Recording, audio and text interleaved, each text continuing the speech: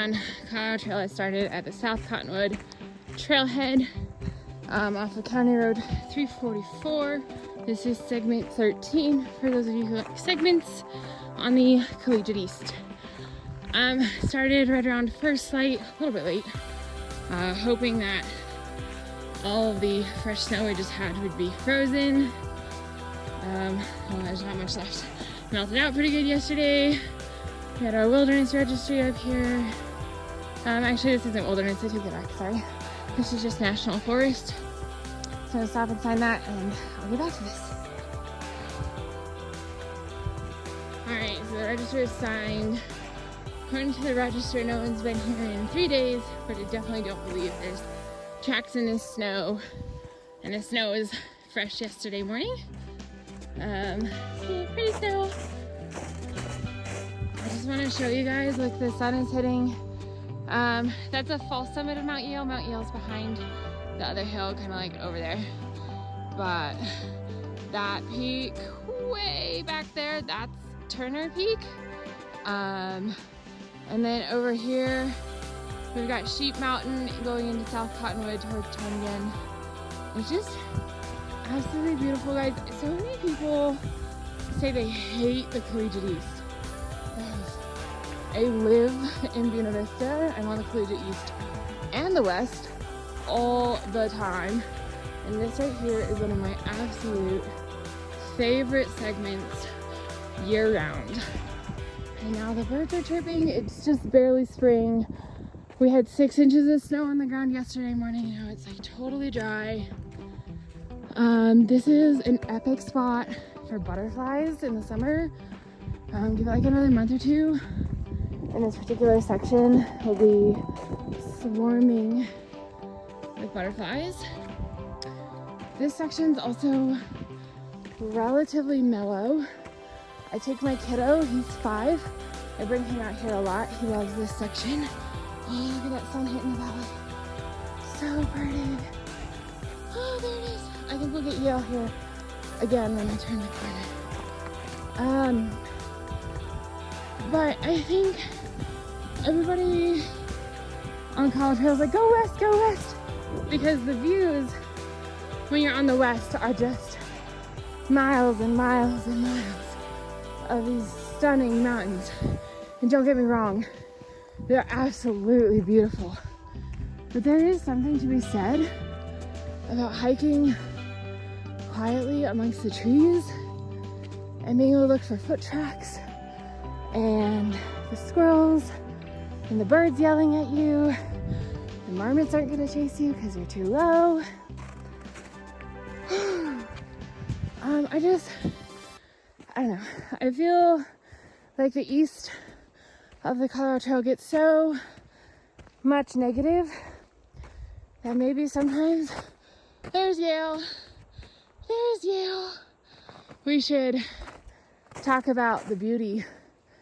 And I think for a lot of it is, if you're going southbound, which the majority of hikers do, the good views on the east require you to stop and turn around and look where you came from. I'm not kidding, guys. Snow, fresh tracks, okay. Now I believe I'm the only one out here, so this is nerd. Woo. I have asthma, and let's just say talking and climbing a little hill is ridiculously hard for me. Yes, I still get out and climb the Colorado Trail. Just some days I can go really fast, and some days, like today, I'm estimating like 1 mile an hour. Absolutely stunning. I love watching the sunrise. I had a really hard time getting out of bed this morning. Mornings are my snuggle time with my kiddo, and he's not up yet, I hope. Hope he's still asleep. But getting out of bed, there's Yale. Oh, and Turner back there. There's a massive cornice up there on Yale. Definitely don't recommend being up there right now unless you really know what the fuck you're doing. But anyway, getting out of bed, we have a 5-year-old who just loves to snuggle in the morning. It's really hard. And I've been struggling with drained energy levels from a medication I had to quit taking, but it's not just like, not out of my system yet. And just like getting up in the morning is so hard. It took me so much effort. Had some chai. I didn't feel like coffee this morning. I had this egg quinoa muffin thing. It sounds gross, it's delicious. I was really skeptical when I made it, and it turned out absolutely delicious. And I drove out to Trailhead and started hiking. Tried not to run over deer, but like, he's not in the mood to hike. Oh, it's so pretty. You see the wind blowing the snow off. The top of Yale there is gonna be super windy up there today. Like gusts of like 85 miles an hour up top. It's a little windy here, not too bad. I like this section too because it's mostly in the trees. So when that wind does pick up, you're pretty guarded.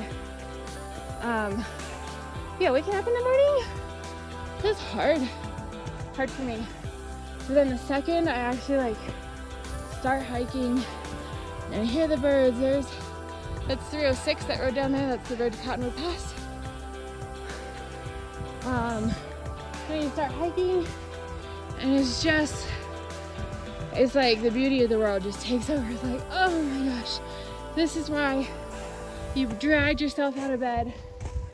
This is why, despite the fact that breathing is extraordinarily hard, you climb these mountains over and over and over again, because every single time you come out, it's different. Every single time you come out, you're reminded of the beauty of the world we just don't see in our day-to-day. And I love it, guys. And I know the East isn't everybody's favorite, but the East has a lot to offer if you're willing to open your eyes, look around. Sometimes, slow down if you're one of those speedy people, and see what all you got. Now, between here and Frontier Ranch is my goal today. That does get just barely above 10,000 feet. We did just have about a foot of freezing rain and snow. So I have snowshoes. I hope I got that on camera. I'm not very good at this flippy floppy thing. Mount Yale. Hopefully I need my snowshoes because I hate carrying them and not needing them. I also have spikes tucked in a bag. I'm also wearing waterproof boots, waterproof tall gaiters. Since it's a longer day. The other day I hiked in the snow with just like my regular boots. Got a little snow in my boots. It was no big deal because it was like an hour. Then I'm gonna be out for several hours today. And I don't like wet feet when it's this cold.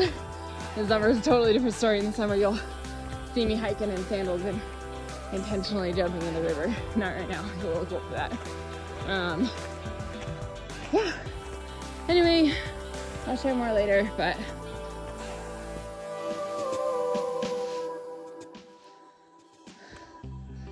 alright, this is a little bit more what I expected. I've had to stop and check navigation a couple times. We're in some good crunchy snow, so I left early. It's be a slushy shit show this afternoon. But I really want to point out this. If you don't know what this is, it is a trail marker or a blaze. In Colorado, those are a really common way to mark the trail. Why are they so high up? They're higher than my eye level. I'm 5'6". Because when there's snow on the ground, then you can still see them. So, like, obviously the trail's kind of hard to see here. I know where I'm going though. It's right here. Just gonna crunch through the snow. But if you get lost, or maybe you're a little disoriented, your map's not loading, you're kind of staring at a, which way do I go? You're gonna look for a blaze. That's a blaze. That's a blaze. Those are old ones, so they've probably been replaced somewhere. Because eventually they kind of look hard to see. Right there on that aspen tree, that's a blaze. Our trails are actually really, really well marked if you know what you're looking for here in Colorado, but not everyone knows this. So, old blaze, dying tree, promise an animal didn't do that. So yeah, like this is what I mean when I say I brought snowshoes and spikes. The trail's over there. Switchback's right here. This is sometimes that creek drainage, but I'm gonna, it is deep right there. You can see this log is sometimes a crossing, so I don't want a shortcut. I actually want to follow the trail because I know under the trail is gonna be a packed ground. And if I were to shortcut here at this time of year, I'm probably gonna post hole and twist my ankle. I don't wanna do that. So let's take our time here. This is why there's snow on the ground, you wanna hike early. It's nice and crunchy right now. This is actually about like 2-3 feet of snow right here, guys. I am not sinking. It's nice and frozen still. A little bit crunchy, which is great for traction. Whew. It's definitely a little chillier in this little spot right here. I got out of the sun. Sun's up there. I was up there before. And then we keep going. So we go up the hill. Like in the spring, that section don't have water. It's definitely not a reliable water source. But this, guys, if you're a September hiker, look at all of these aspen trees. You will be in heaven. It gets gold in here. It's almost like blinding. When all these trees get gold, it literally feels like disorientingly blinding, and it's so beautiful. I think it's really beautiful right now too. I love that you can see through it. You see some of those peaks back there. Yale's still behind me. There's a 360. And there's been a lot of moose tracks, a lot of deer tracks. Thought I saw a turkey. Might have been a tree stump. Gotta love that early morning light. Anyway, that's what the Colorado Trail looks like right now.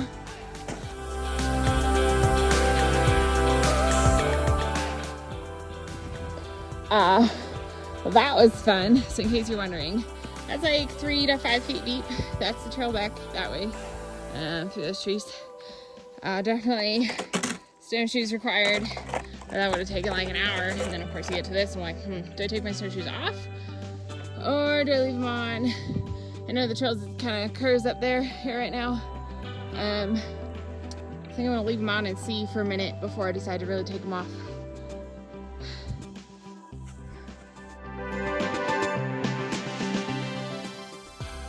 All right, I'm stopping for a breather.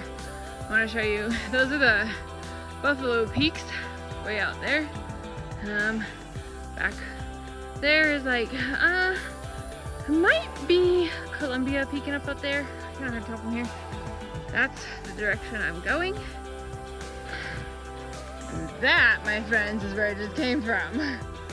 A lot of people are like, well, what's too much snow on the Colorado Trail?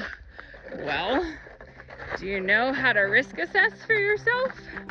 Because that's ultimately the answer. For reference, I'm using MSR Revo, R-E-V-O snowshoes. I have Black Diamond brand micro spikes. I find I like them a little bit easier to put on and off than the Catulas. And then I have tails for my snowshoes, which makes them bigger for when I have a heavy pack or the snow is shitty. Don't have those with me today. My pack is super light. That gear, that weighs 8 pounds. Oh, plus my ice axe, which again, I don't have on me today. I know I won't need it today. That gear weighs 8 pounds, okay? So, when you add that to a through hike, are you willing to carry a minimum of 8 extra pounds just in equipment, plus probably some extra clothing layers, because you're probably gonna get wet. If there's snow still on the ground, it's usually colder, etc. Winter snowshoeing is probably the hardest. The snow changes from hard and crunchy in the morning to slushy when it warms up. You get gaps like this. It's like, well, do I take my snowshoes off? No, I need them right there. That can get really sloppy really easily. When the snow gets super sloppy, depending on your snowshoes, it'll stick. It'll get really heavy. It's exhausting. Like, I'm not even halfway through yet. I've been out here for a little over 2 hours now. Just fine. Like, I expect it to be slow today, but when I say slow, I really mean slow.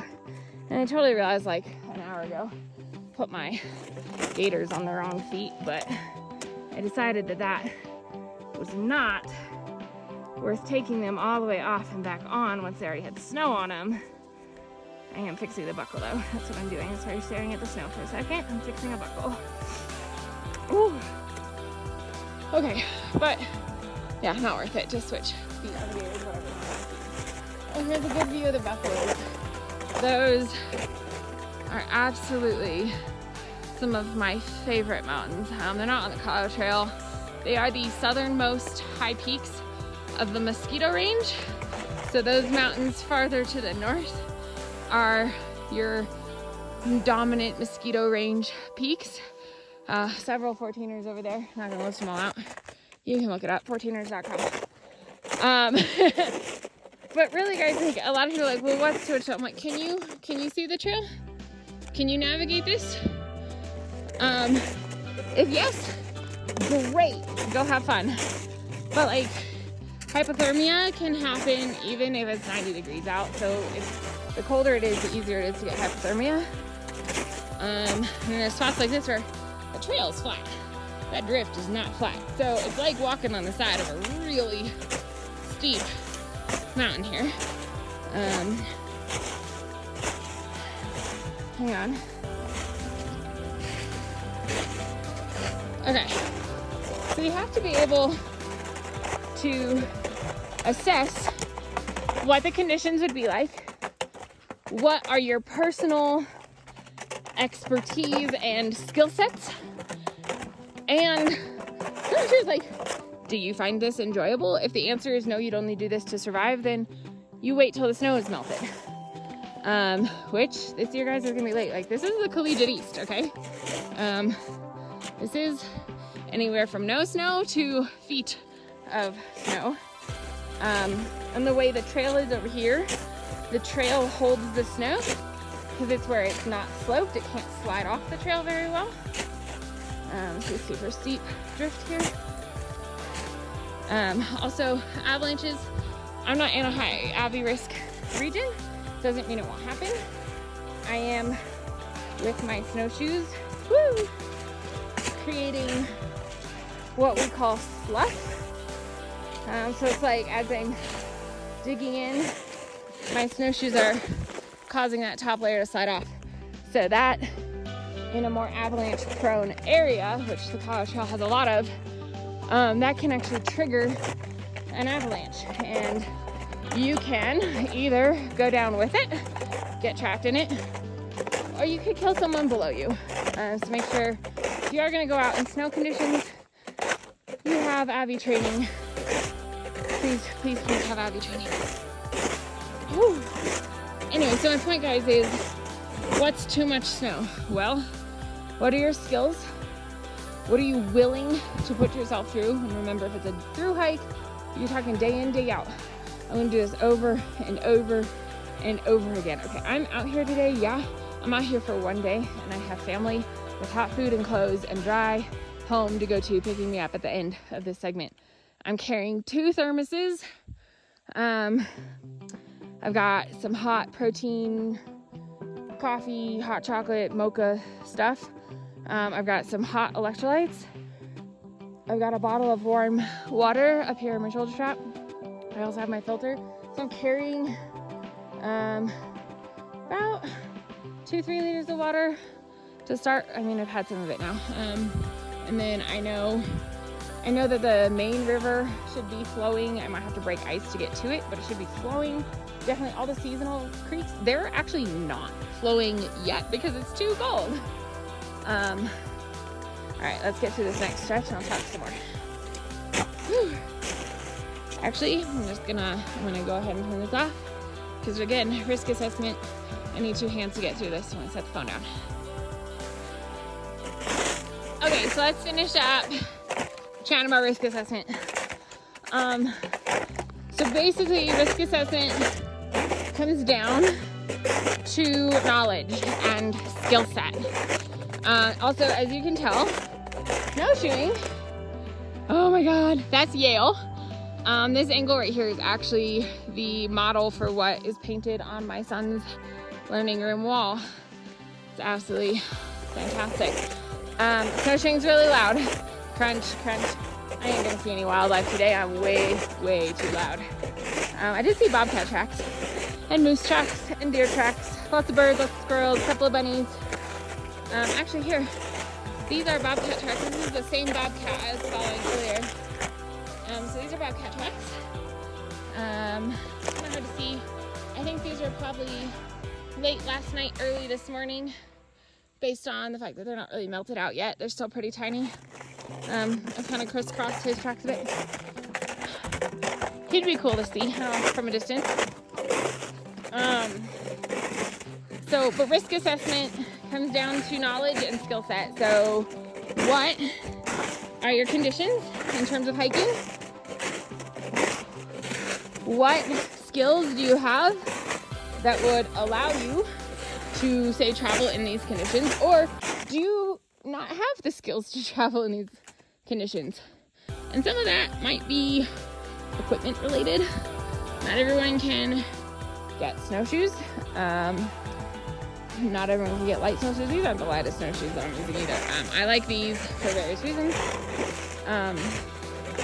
Navigation skills are going to come in a lot. I mean, I don't know how many of you could tell where the trail is here.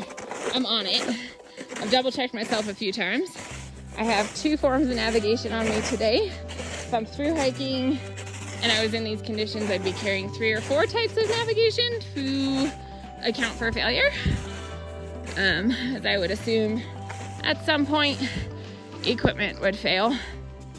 Usually does at some point. Actually, I even, like today, I'm testing some equipment and some of it failed like 5 minutes into my hike and had to go and fix it. I'm like, well, that's why we test it. Also, like, look at how I'm standing, okay? This trail would be flat. Like a nice smooth, this is really, really smooth single track through here in the summer. When you add snow and drift, something that's super smooth becomes rather shitty really quick. So, I wonder if I can, but what are your skills that you have? Do you have the appropriate equipment? Are you mentally and physically willing to put yourself through it? And if it's a thru hike, are you willing to do it every single day, over and over again? And every time you switch elevation, I've taken my snowshoes on and back off 3 times today, guys. Okay, I've only traveled 1,000 feet difference in elevation, almost 2,000 actually. And my snowshoes have come on and off 3 separate times already. So you gotta really, really think when you're asking the question, well, what's too much snow? Are you really prepared for it? Like, there's my tracks, guys. Really crooked. And are you willing to do it? And do it in a way where you are not likely to need to call search rescue.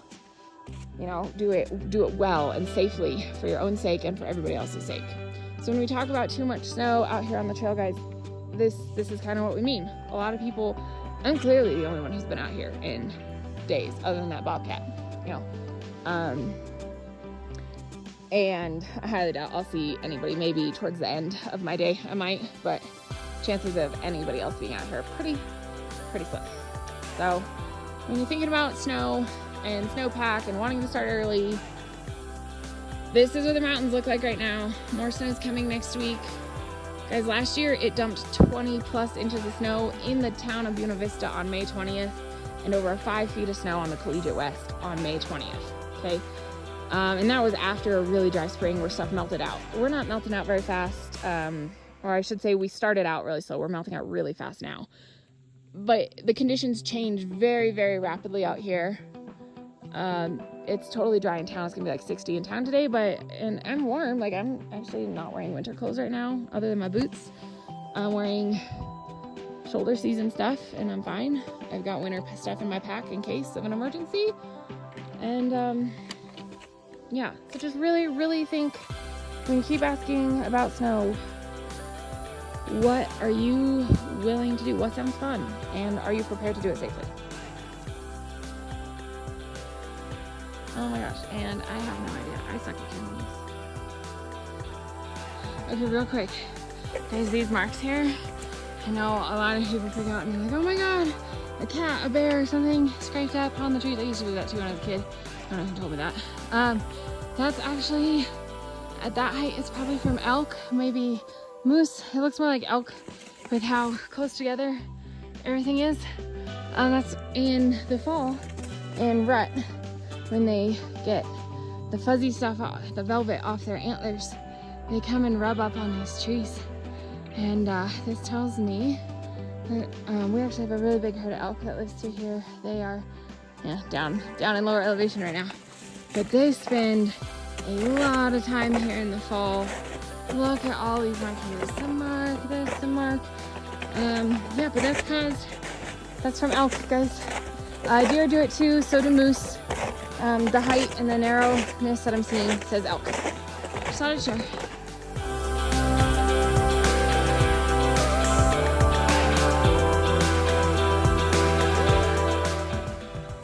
Alright, trail I came from, over there, nice and dry. That is Silver Prince water drainage, it's flowing. This trail I'm currently on. Yeah.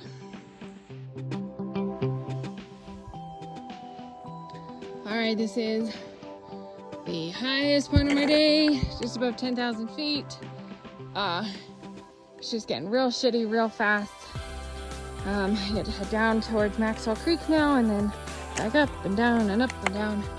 If you're really quiet, you can hear the snow melting. It's kind of wild. But melting snow is slushy and heavy and really shitty to walk through. Do you want to know if spring snowshoeing is for you? Well, do you like post-holing up to your knee despite snowshoes being on? Do you like needing to take your snowshoes off and on over and over again and basically carry them in your hand because there's no point in putting them back in your pack? Do you like thinking that you're standing on an inch of snow and finding out you're standing on 2 feet of snow when your foot sinks all the way down to your hip? If so, then spring snowshoeing is for you. Alright, I'll let you see my face. So, I mean, it just all looks the same, right? It's all just snow and trees. A little bit of a conundrum. I'm just leaving the Maxwell Creek drainage, which is a major drainage. It usually has water. Yeah, one of the tiny little side streams to it is trickling, and so it seemed I'd get water at Maxwell Creek, and it's totally dried up as far as like water flow. I mean, there's snow here, but I don't have any means to melt snow, and it's really inefficient. So I'm low on water. Kind of a bummer. Silver Prince was flowing really well, so I'm kind of actually surprised that Maxwell's is dry. And it's April, so I mean, obviously there's snow if like I really got dire and I have a little bit of water left. So hopefully the next seasonal spring will have some, but now I am rationing my water for the day and telling my ride to make sure I have lots of water when I get picked up. And then I'm gonna stop following these moose tracks because those go straight up this hill and the trail's actually that way. So onward, and more slushy crunchy. Somewhere up here is gonna be an upward. So woohoo, this is what Colorado Trail looks like in April on a high snow year. Collegiate East, section 13.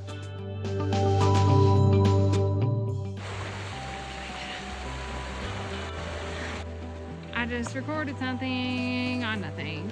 Dry Creek has water, but also there's so many butterflies.